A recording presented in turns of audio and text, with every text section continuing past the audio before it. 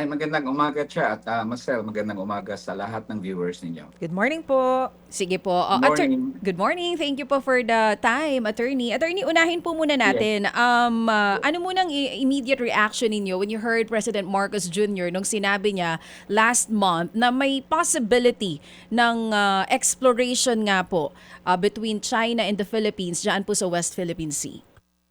Well, tama kayo, no? Nangamba kami sa bayan muna kasi for three big reasons. The first is, una muna i-clarify ko pag may joint exploration bukas, it will take 3 to 10 years bago natin magamit yung langis, no? Kasi 3 years pa lang exploration, tapos pag may nakita ka, you set up the extraction equipment, mga oil rigs, etc., etc. So, sa 3 to 10 years yan. Hindi siya solusyon sa presyo ng langis ngayon. Long-term yan na solusyon na matagal nang sinasabi ng bayan muna ng long-term solution. I remember in 2012, may privilege speech ako sa Kongreso na sinabi ko na yan na binibira ko dati ang Malampaya na with Shell at Chevron, mga US companies na lugi tayo doon sa Malampaya. So hindi siya immediate solution just in case. Ang pangalawa, wala bang Filipino corporation o company na pwedeng mag-explore dito sa West Philippine Sea? Meron ang gobyerno actually, PNOC Exploration Company. 1976 pa tinayo yan. Itong April 20, 50th anniversary na ng kumpanyang yan. Hanggang ngayon, hindi nila alam paano mag-exploration. Wala, sila ang ka-joint doon sa Malampaya Consortium, yung PNOCEC na yan. Wala ba silang natutunan doon? Wala bang technology transfer yon na matagal na nating dinidemand? That's the second. Pangatlo, may desisyon ang Korte Suprema doon sa petisyon ng bayan muna way back in 2008 against the joint exploration between the Philippines and China sa panahon ni Gloria Arroyo. At sinabi namin sa Korte Suprema doon na naiisahan tayo ng China dito. At pumayag naman ang gobyerno natin. Parang sarili nating gobyerno nagkanulo sa atin. Kasi na-explore ng China ng West Philippine Sea at kampat-mukat hindi pala doon sa congressional investigation na nilunsad noon. Tinanong ko ang Pilipinas. Sabi ko, ano bang nakita nating langis doon? Hindi daw nila makita at blurred daw ang mga binibigay na fake pictures ng China. So, nagdesisyon ng Korte Suprema na unconstitutional yung joint exploration kasi sa ilalim ng Constitution natin, ang exploration, development, utilization ng natural resources, including oil, petroleum, should be under the full control and supervision of the state, of the government. Kung may ka-joint venture man ang gobyerno, ang sabi ng Constitution, 60-40 yan. 60% Filipino government at saka yung kumpanya na yan, 40% foreign, 60% Filipino. Yung ka-joint exploration naman natin noon, Chinese company, 100% foreign-owned yun, hindi lang foreign-owned, state-owned. So sabi ng Korte Suprema, unconstitutional yun. Final namin yung petition sa bayan muna 2008 at sinasabi na namin na hindi mapagkatiwalaan ng China noon. Lalo na ngayon, Marcel, atya, grabe na yung paglapastangan sa karapatan natin dyan sa West Philippine Sea ng China. Kaya lalo kaming nangamba nung sinabing ito na naman, joint exploration na naman. At sinasabi namin, matagal na sinasabi ng bayan muna, bakit hindi Filipino company? Wala ba talagang nakakamarunong niya na pwedeng mag-explore ng ating oil dyan sa West Philippine Sea? Considering, sinabi ko na yan ng 2012, may 4.6 trillion cubic feet of natural gas sa recto reed. So dapat ayusin na natin yung ating capacity to explore that. Recto reed, yung Malampaya is about 2.5 trillion cubic feet of natural gas lang yon. So wala tayong nahita doon at nangangamba kami na wala rin tayong mahita dito sa joint exploration with China sa West Philippine Sea at ginigate namin. Sana ihinto na itong pag-depend natin sa foreign companies para i-explore at gamitin ang ating natural resources. Oo. Balikan ko yung sinasabi niyo po na JMSU, Joint Marine Seismic Undertaking, na kinwestiyon niyo sa Yes. Korte Suprema, sabi niyo po 2008. Nung time na yun, nagsimula na yung oil exploration, tas saka po ba kayo nag-file ng petition sa Korte Suprema, or kagaya nito na pag-uusapan pa lang yung possible joint exploration? Nagkaroon na. 2005 pala nagpirmahan na ang Pilipinas under then President Gloria Arroyo at China na mag-joint exploration sa West Philippine Sea. So nalaman yun later on nung nakuha namin may nagbigay sa akin ng kopya ng agreement. That's what we used to challenge before the Supreme Court. Ngayon, wala pa nag-iisip pa lang sila. So warning pa lang ito. And we will challenge it again before the Supreme Court kung meron Kung na naman magtuloy. di Oo. pantay na joint exploration with China or any other country na tingin natin dihado ang Pilipinas. Oo. So, hindi lang to issue ng China kasi yan. With any other countries, hindi kayo papayag with a joint exploration because you feel like kaya naman to ng Pilipinas mag-isa. Sagutin muna ng gobyerno ang 2 points namin bago kami niya na makumbinsi. 2012 pa ito, sinabi sa privilege speech ko. 1996 pa ang PNOCEC na yan. 50 years ago pa yan. Hanggang ngayon, di marunong yan. Dapat doon natin ginastos. Kung ang 197 billion na nawawala sa flood control taon-taon ay binuhos mo doon, di magaling na tayo ngayon dyan, kaya na natin pala. So ngayon, kung meron mang joint exploration para sa amin, siguro ganito yon. Dapat directly owned ng gobyerno ang project na yan. Kung gustong may tumulong, financial or technical assistance, siguro pwedeng i-consider. Pero matagal na kami nagsasabi na dapat Filipino-owned naman yung or at least 60% Filipino-owned yung kumpanya. Kasi tingnan mo ang kinita sa Malampaya, citing Malampaya kasi yun na yun Shell at Chevron. 45% ang share ng Shell, 45% ang Chevron, 10% ang gobyerno. Saan? Lugi tayo niyan, di ba? Pangalawa, 9 billion dollars ang kinita sa Malampaya. Ang share natin diyan it was 1.9 billion dollars lang. Pati pala income tax ng mga kumpanyang ito gobyerno natin ang nagbabayad, lugi talaga tayo diyan. So dito naman pag madihado na naman tayo kasi foreign owned corporation na naman yung kadil natin, baka naman maisahan na naman tayo muli katulad nung nangyari doon sa hindi lang sa Malampaya kundi dito sa joint exploration with China noong 2008. Lalo na ngayon, nasabi ko nga, ang China, may particular lang na emphasis sa China kasi may karanasan tayo na nilalapastangan ang ating sovereign rights dyan sa West Philippine Sea. Kaya the more reason na nangamba kami. Balikan ko lang yung joint marina. Kasi 3 years na pala siya. Nung nag-file kami sa Korte Suprema ng 2008, hininto yun ni Gloria Arroyo. Hindi niya na tinuloy yung JMSU. Pero yung 3 years na yon, doon tingin ko nakita ng China ang oil resources sa West Philippine Sea. Kaya naging aggressive siya after that. Talagang naging very aggressive siya na pumasok doon kasi nakita niya na naggrabe pala ang resources dito. So, parang ano naman yung nakita natin? Wala. Di ba? Ano bang sinasabi ng gobyerno na nakita natin doon? Wala. So, nangangamba talaga kami ng pag maulit na naman yung JMSU, dehado na naman tayo and we're left with nothing after the joint Yes. exploration. Oo. Pero, sir, na-appreciate ko yung sinasabi ninyo na bakit hindi Filipino-owned yung sagawa nitong oil exploration. But at the same time, binabangga ako siya dun sa sinabi po ninyo na ang tingin ninyo, baka may nakita yung China nung nagkaroon sila ng 3 taon na oil exploration dun na hindi natin nakita. So, ang iniisip ko ngayon, kung didiretso po yung Filipino-owned company na magsagawa ng oil exploration, of course, nandyan yung issue ng security. Kung totoo nga na alam na ng China kung gaano kalaki yung potential ng oil resources dun sa area na yan, paano ang dapat gawin kung ipupursige yung Filipino-owned company na magsagawa ng oil exploration kung aggressive ang China? Yes. Well, in the first place, binuhusan kasi ng gobyerno ng China ang kanilang, kumbaga PNOC-EC nila, no? Yung kanilang exploration company. Kaya grabe ang technology doon. Tayo hindi natin kinapitalan yan. So, kaya talagang nalalamangan tayo sa data doon.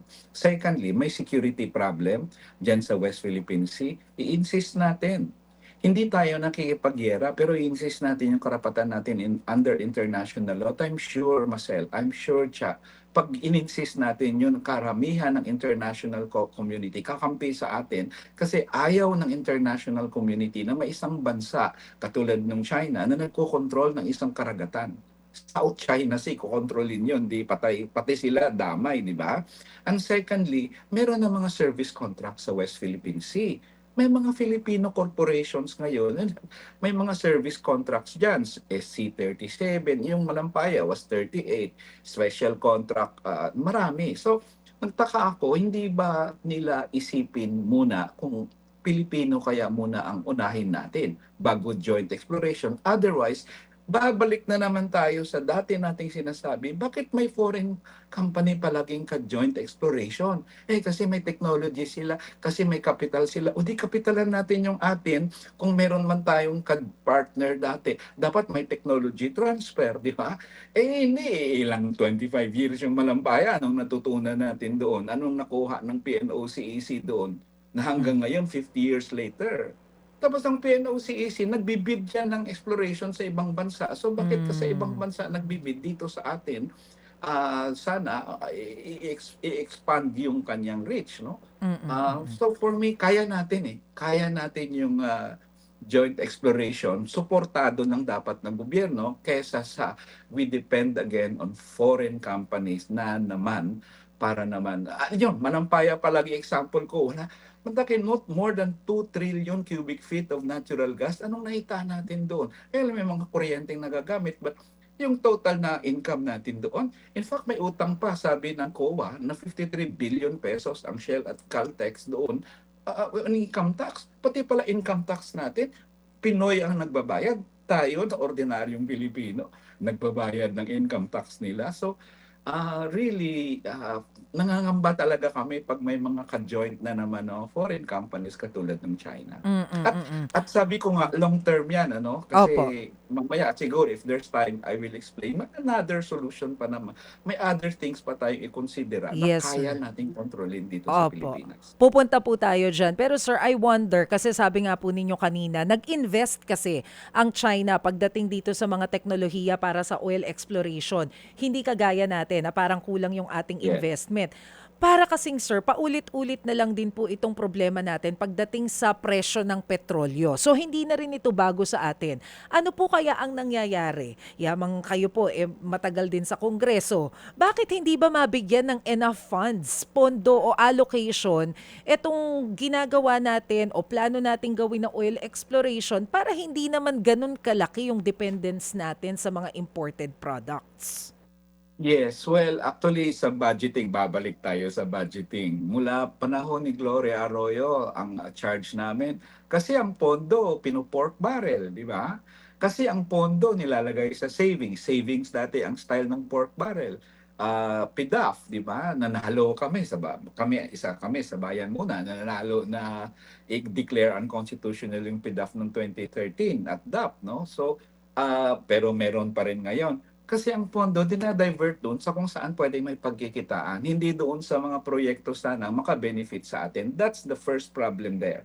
And the government, ang isip kasi palagi ng government is foreign corporations, foreign company, na kami naman sa bayan muna, sabi namin, we should industrialize dito. Ano ang ibig lang sabihin? Simple lang sinasabi namin, buhos kapital at suporta ang gobyerno sa lokal na negosyo at industriya. Yun ang solusyon dyan, hindi yung palaging, di ba, ang foreign investment naman, importante rin yun, but the secondary yun, yung primary growth, yung ating mga lokal na kumpanya, hindi yun ang trajectory ng gobyerno eh. So, for those two reasons, corruption at policy direction ng gobyerno, hindi matupad-tupad yung tustusan natin ang ating kakayahan. Hindi katulad ng mga ang pinakahuli, South Korea, Talagang Mm. finocus ng South Korea sa lokal na negosyo at industriya niya, Samsung, Kia, Mhm, mhm. Hyundai, 'di ba? So, tayo wala, eh. Palaging foreign owned na tingin namin may karanasan na tayo diyan, hindi yan nakadulot sa atin ng kaginhawaan. Oo, pero nabanggit po ninyo kanina yung 60-40. Ito rin kasi yung tingin nung ilang mga senators na baka kung magkakaroon tayo ng oil exploration, dapat 60-40. Kung hindi Correct. China, tingin nyo ba hindi tayo dehado? Okay na ba tayo sa 60-40? Well, wala tayong magawa because the Constitution allows it. Ang sabi lang ng Constitution, ang gobyerno pwede siya mag-undertake ng exploration, development, and utilization basta ang kumpanya ay 60% Filipino-owned. So kung meron ng 60% Filipino-owned, hindi, wala na tayong magawa because the Constitution allows it. Hindi na pwedeng umakyat muli ang bayan muna doon sa Korte Suprema. So talagang whether or not tama yan o mali, di at least Filipino owned ng 60%, medyo ano na yan, mapanatag tayo ng konti diyan. Bantayan na lang natin yung Filipino owned company na yan na hindi niya naman tayo lamangan katulad nung Mm. nangyari na pati income tax niya ay Tayo binabayaran pala nagbayad. natin.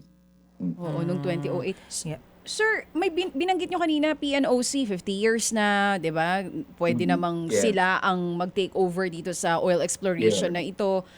Bakit hindi na nga lang sila? Ano bang nakikita nating baka may nakikita bang pagkukulang ang gobyerno sa kanila or baka yung capacity kaya ba nila to explore yung buong West Philippine Sea? Well, tanongin ng gobyerno, responsibilidad nila yan, GOCC nila yan eh. Pero tingin ko, ang sasabihin nila dyan, hindi namin kaya. Ha? 50 years na kayo, hanggang ngayon hindi kaya. One of the most important industries dapat na ating tinutukan mula noon pa. Sabi niyo nga, Mas Elcha, dati na yung mataas na presyo ng langis eh. Ba't hindi naman natin sinolve, di ba? So, pag sinabi na naman nila na hindi namin kaya, wala na mangyayari sa atin dito. Oo. 100 years from now pala, di nadidepend pa rin tayo sa mga dayuhang korporasyon. Mm. No, hindi pilitin ng taong bayan. No, no, no, Congress, hindi pwede yan. Sabi, ayun ang problema ko. And I made the privilege speech ni Hani Ho. Wala man lang response sa mga kasama ko sa Kongreso. Na oo nga, no, ang budget natin dapat itutok natin sa mga PNOCEC, di ba? Dapat kilatisin natin yung mga special contracts na to, yung mga service contracts na to, di ba? Yung mga agreements na to. Kasi sa, nakita ko sa agreement doon sa Malampaya, pati pala bakasyon ng mga empleyado nila, binabayaran natin. Pati legal, ha? Ibig sabihin, pag sinampaan natin sila ng kaso sa korte, pati ang sahod sa abogado nila, tayo po magbabayad. Parang nagsahod tayo ng abogado para labanan tayo. Anong klaseng service agreement? Nananawagan nga ako noon, i-prosecute yung mga DOE at PNOC dyan. Na wala man lang, hindi man lang tayo na natuto doon.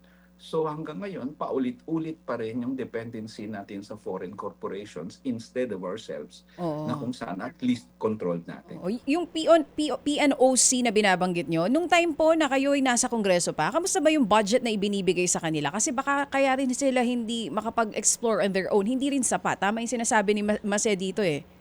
Hindi sapat yung Correct budget yan. na inilalaan for PNOC. Correct yan. Oo. Ang income kasi nila dapat gamitin din nila kung may income sila. Paano ka magkaka-income? Sana kung yung ginawa, halimbawa, balikan ko si Malampaya kasi yun ang experience natin. Kung Mm. balikan mo si Malampaya, 45% Shell, 45% Chevron or Chevron. Caltex. Oo. Tapos 10% tayo. 10% sa Hindi atin. ka talaga magkaka-income niyan. Di Oo. ba? Oo. I mean, so lopsided kasi ang mga agreements na yan. Kaya pag sinasabing joint with another foreign company, medyo na ano na kami dyan Oo. kasi Kinakabahan na kayo. sinong Oo. foreign company yan, ang tendency talaga niyang tumubo sa atin. Di ba? So, at hirap tayo palagi pag ganun na Mm. system. So, it's about time na kung long-term solution yan, this time Mm. around, i-insist sa gobyerno, sa Kongreso, na yung self-reliance natin sa oil industry, gawin na natin. Lalo na, nakita natin ngayon, grabing pagtaas ng presyo ng langis Oo. dahil sa, sinasabi ng oil Mm. companies, yung increase ng oil price doon sa abroad. Oo. Attorney, kung sakali man na hindi tayo makikipag-collaborate or tatrabaho with foreign companies at dito talaga sa Pilipinas, kung kakayanin man, hindi naman kaya ang mangyari baka nagkukunwaring local company lang pero funded pa rin by Well, we China or don't, other well, of course, countries. Pwede bang sa mangyari yon? May law, possibility yes. ba yon?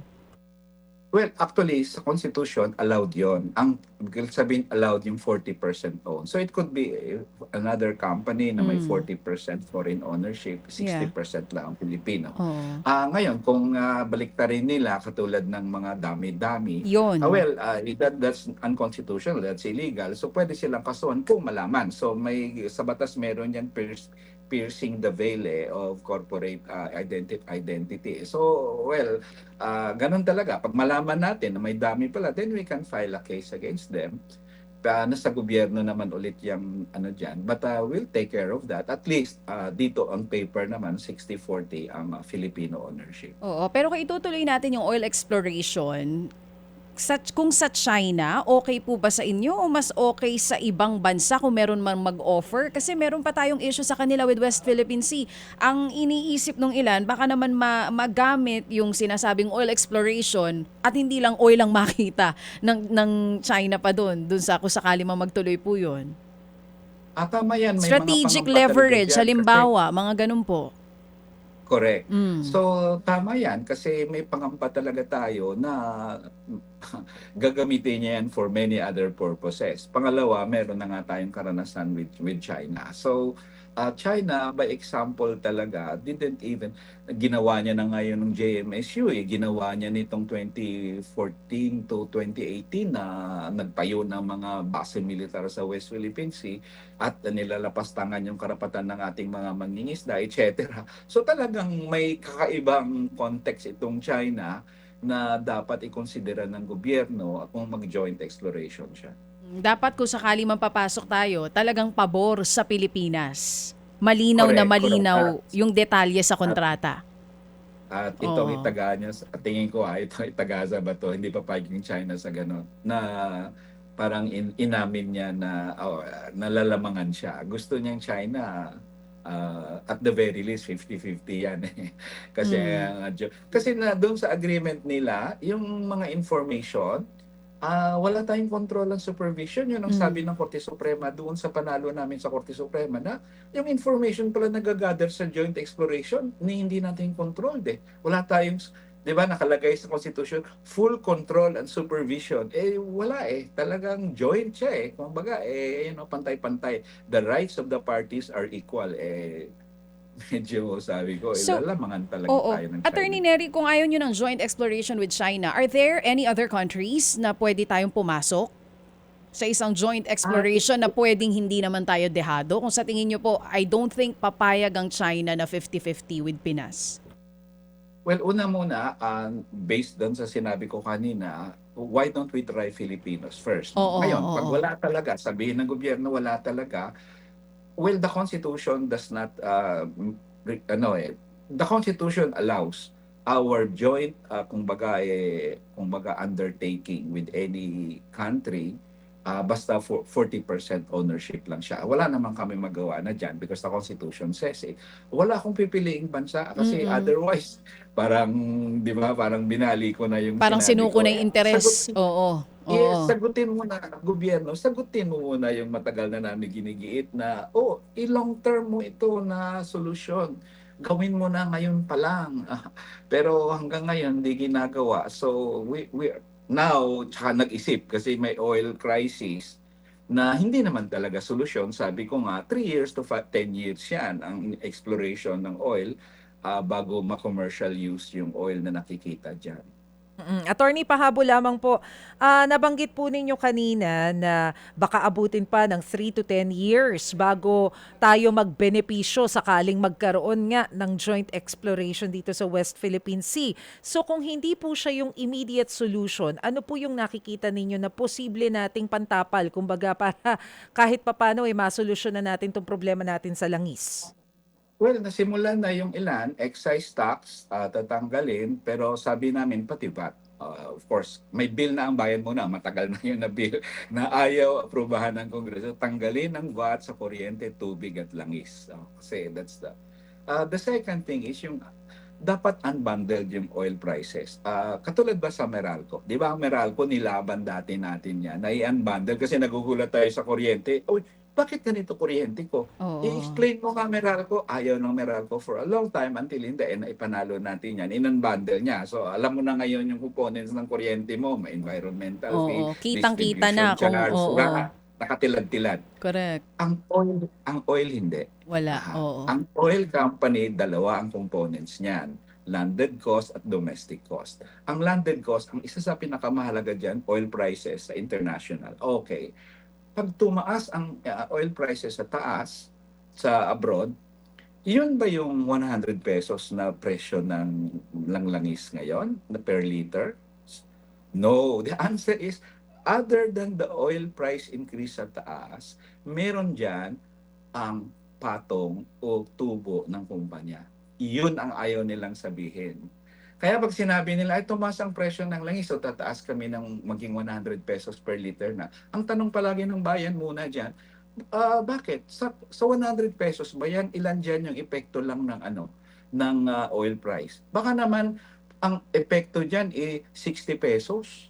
Tapos yung 40 pesos, tubo nyo na. O halimbawa, sabi na, hindi kasi may sahod kami sa executive Mayroon pa kaming transportation sa sa tanker, sa etc. Advertisement namin. O, magkano yan? Itilad-tilad mo nga. Ayaw nilang yan bundle. So para sa akin, hindi, yung mga sinasabi kanina na interview nyo na profiteering, overpricing, there is no overpricing in the Philippines because we don't even know the price in the first place. Oh, At least kung alam mo kung right. magkano ang cost ng produkto, halimbawa, yung 1 litro ng diesel, ang total cost niyan is 60 pesos kasama ng international price, sahod sa mga executives, advertisement, etc., etc., 60 pesos. Binenta mo ng 100, overpricing yun, 40 pesos kada litro ang tinutubo mo.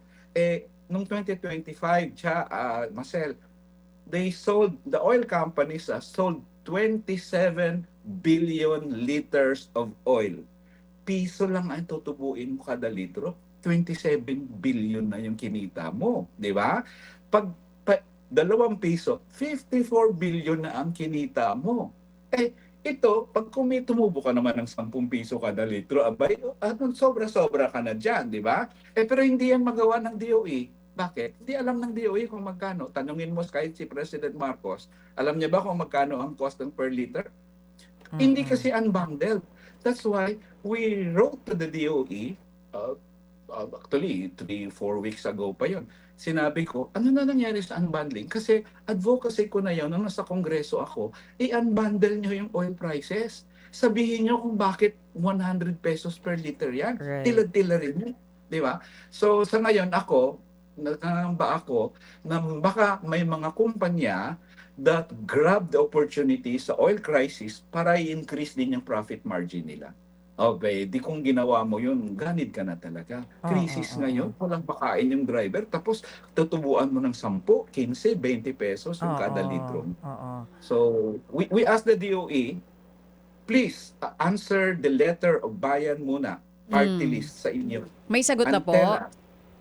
Wala Four may days. sagot sila. This was 4 Ito. days ago, attorney? Ano? 4 days ago May po yung sagot pala sulat nyo? sila. Ang sabi nila, Oo. hindi pa nila na-implement yon. 2019 pa yung unbundling circular nila. Hindi nila na-implement pa daw kasi daw inaayos pa nila yung paano ang information na ilalabas sa publiko. Sabi ko, internal nyo yun Bahala kayo sa mga tauhan nyo. Bakit kami ang may burden ngayon? Dahil hindi nyo kayang, hindi sabihan nyo yung mga tauhan nyo, ito lang ilabas nyo sa publiko Huwag niya. Hindi tapos. Hindi namin nakita yon. Sabi nila, matakin mo, 2019 ang advisory, pina-TRO sila ng mga oil companies, nanalo ang DOE sa Korte Suprema noong 2024. Ang sabi ng Korte Suprema, lifted yung TRO na yon, i-implement na yon. Kahit may oil deregulation law, may poder ang DOE. Okay. May Pwede poder pala. ang DOE na alamin yung presyo ng langis nyo, di ba? So, hindi in-implement. nagtaka nga ako sa DOE, may mga suggested retail price sila. Oh. 75 pesos sa diesel, 90 pesos. Anong batayan ng suggested retail price nyo? Hindi nyo nga alam kung magkano ang production cost ng 1 litro eh. So, walang overpricing, walang profiteering kung hindi ma-unbundle yan in the sense na paano mo malamang overpricing yan? Hindi mo nga alam kung magkano ang actual cost, di ba? I think, oo, maganda na bring up mo yan, Attorney Neri, ano? Kasi for all we know, Yeah. akala namin kailangan pa ng oil deregulation law para Exactly. maipatupad yung unbundling na yan. Hindi pala kasi there's a 2024 Supreme Court ruling na nagsasabi, ipatupad nyo na yan. Oo. So, pwede na Yes. anytime ipatupad talaga ito ng DOE kung gugustuhin nila. Correct. At ang rason nila sa akin, yung sagot nila sa akin, inayos pa namin anong information na ilabas sa public, ha? Ay, bakit namin kasalanan yun? Ayusin nyo sa internal nyo, pero ipatupad nyo na. Simple lang yan, simple lang yan, Marcel. Tanungin nyo lang oil companies, ito bang 100 pesos na litro ka sa diesel? Magkano ang international cost nito, price? Magkano ang sahod sa executives nyo? Baka naman hundreds of millions yan. Magkano ang profit margin nyo? O di ba? Ganun lang naman kasimple. Do you regulate them? No, you're monitoring lang. Di ba? Wala namang violation dyan sa oil deregulation law kasi inaalam lang ng DOE yan. Ngayon, bulag ang DOE, bulag ang Malacanang, pati tayo bulag. Kung magkano talaga ang presyo ng langis na yan. And I'm very sure, pag ma-unbundle yan, tingin ko makatulong yan sa pagbaba ng presyo ng langis. Kasi sobra-sobra ang iyong profit margin. Ibaba mo, o di ba? Whereas now, bulag tayo. So pag sinabi nilang, tumaas yung international price kahapon, so tataas kami ngayon, by malay natin kung ganun nga talaga ba ang nangyari. Or baka naman in-increase nyo rin. Pwede kasing sabihin, tumaas ang oil prices, tataasan din natin yung profit margin natin. Dati 10 piso lang per litro, gawin nating 12 pesos per litro o 15 pesos. Diba, who knows, baka may mga opportunistang oil companies na gumawa niyan. Whereas tayo ngayon, gas stations, yung binibira natin, nag-hoarding kayo, tumakbo ang isang ordinaryong tao na hindi binayaran yung gas. Whereas ito, hundreds of billions of pesos, hindi pinapansin ng gobyerno. Kaya ako, sabi ko, itong problema palagi, kasalanan nyo, ang palang hinuhuli nyo, yung maliliit. What about the big oil firms na gumagawa ng mas malaki ang kumbaga irregularities dito. Sige po. Attorney Neri, paparating namin ito sa DOE yung baka Yes, please. sakaling magbago yung isip nila, ipatupad na nila yan anytime soon. Kasi ito sa akin, news ito sa akin na pwede pala ipatupad yung unbundling ng DOE nang wala yung oil deregulation. Akala ko rin Ako, di ba? Kailangan pareho pang tayo i-repeal yung oil Yes. deregulation. Hindi naman pala kailangan. Sige po, paparating namin ito agad. Hopefully, makuha po namin si Secretary Sharon Garin bukas ukol po dito sa issue na ito. Maraming salamat po sa panahon. Sayang ang dami pa naming tanong, pero nalinawan po kami pareho ni Maricel dito sa mga nai-explain nyo ngayong umaga. Hanggang sa susunod, Attorney Neri. Maraming salamat din po. Good morning sa inyo. Once again, chairperson po ng Bayan Muna Party List, Attorney Neri Colmenares. Mga kapatid, para sa iba pang mga balita at impormasyon, sundan niyo po kami sa X, Instagram, Facebook at syempre sa TikTok, True Network PH. Mag-subscribe din po kayo sa aming YouTube channel, True Network. May website din po tayo, truenetwork.ph, at pwede nyo rin po kaming mapanood sa Channel 19 ng aming True FM TV. Lagi pa rin makinig sa radyo dito po sa 105.9 True FM dahil dito, lagi po sa'yo, kapatid. Ito tayo sa